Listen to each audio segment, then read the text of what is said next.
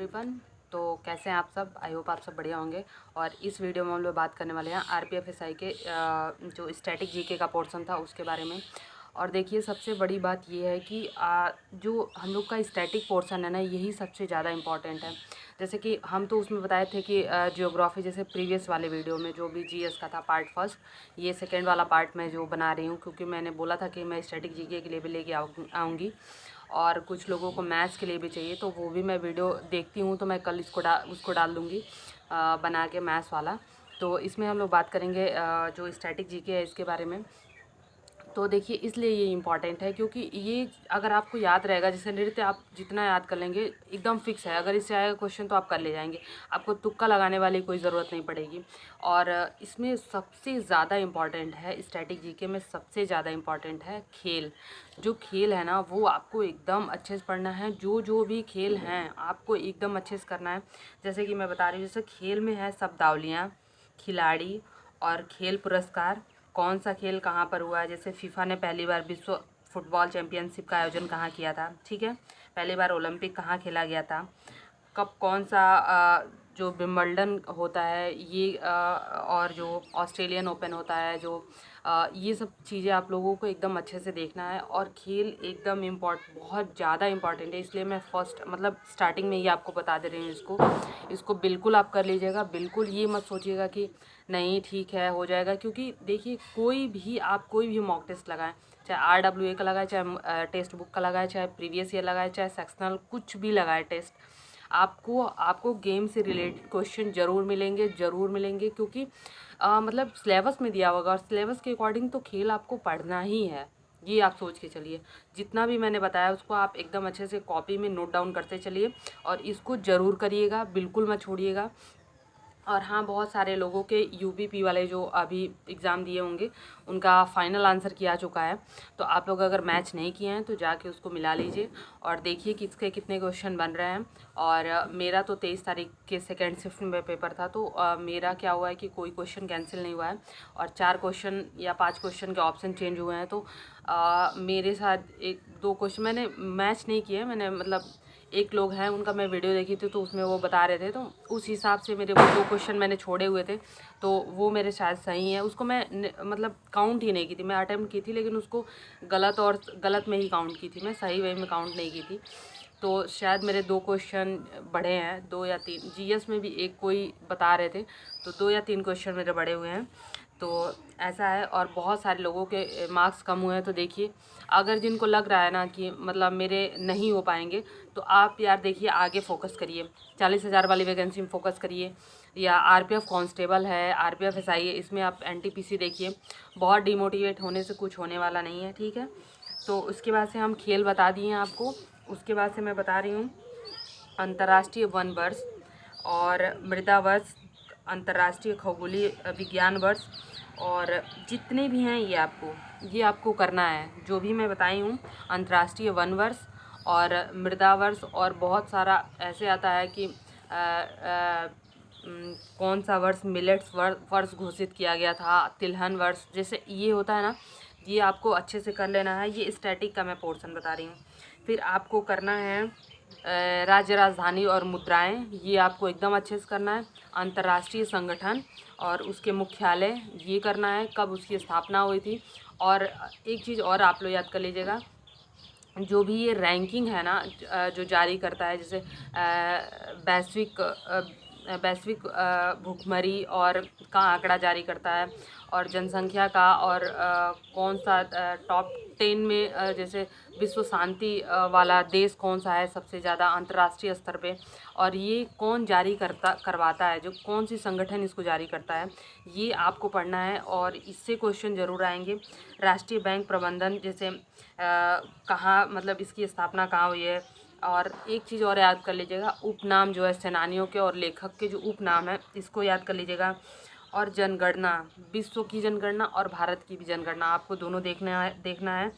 बांध आपको देख लेना है, परियोजनाएं देख लेनी है, राष्ट्रीय उद्यान देख लेना है, कौन सा राष्ट्रीय उद्यान अभी नवीनतम जोड़ा गया है और कितने हो गए हैं, कौन से ऐसे रामसर साइट हैं जो रामसर साइट कितने हो गए हैं इस टाइम पे, और विश्व धरोहर स्थल में कौन सी जैसे आगरा का ताजमहल किस सन में इसको इंक्लूड किया गया था, कुंभ का मेला किस सन में इसको इंक्लूड किया गया था विश्व धरोहर में। इसको आप लोग को देखना है अच्छे से, नृत्य देखना है, त्यौहार देखना है, और ये सब इम्पॉर्टेंट है यार। जितना भी मैं बता रही हूँ आप लोग एकदम, आप लोग को खुद पता चलता होगा जब आप लोग टेस्ट देते होंगे, भले आपको आए ना आए लेकिन आपको ये क्वेश्चन ज़रूर मिलते होंगे त्यौहार से, नृत्य से।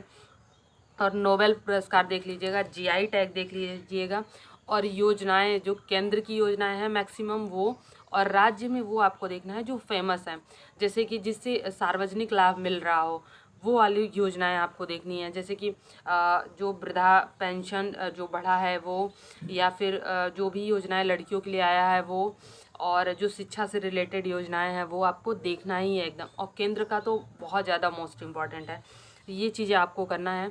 और एक चीज़ और है, रामसर साइट जो मैंने बताया है उसमें कौन सा सबसे पहले ऐड हुआ है और कौन सा बाद में हुआ है, कहाँ इसकी मीटिंग हुई थी, ये सब चीज़ें आपको देख लेना है। और क्या बोलते हैं कि ये जो दिवस हैं वो आपको देख लेना है कि कौन सा दिवस कब मनाया जाता है, उसकी थीम क्या है 2024 में, इसकी थीम क्या है ये आपको देख लेना है। और एक चीज़ और है, करेंट्स अफेयर आप लोग जहाँ से भी कर रहे होंगे अब मंथली करेंट्स अफेयर स्टार्ट कर दीजिए रिवीजन करना। मुझे लगता है कि सबके जो करंट होंगे अभी तक, मतलब मैं बहुत पहले भी वीडियो में बताई थी कि मैं सितंबर से स्टार्ट की थी करना, तो आप लोग अगर 2-2 दिन भी लेके चलेंगे ना तो आराम से आप 6 महीने 8 महीने का करंट एकदम आराम से रिवीजन कर सकते हैं। तो इसको आप लोग कर लीजिएगा। करेंट्स अफेयर भी बहुत इंपॉर्टेंट है। मान लीजिए कि 1-2 ही क्वेश्चन मिले, मैं नहीं कह रही हूँ कि बहुत आप टाइम दीजिएगा, लेकिन 1-2 क्वेश्चन भी अगर आपको मिल जाते हैं आपके अगर क्लास करने से, तो आप कर लीजिएगा कि ये मतलब नॉर्मल भी क्वेश्चन पूछ देगा ना तो बहुत लोगों को नहीं।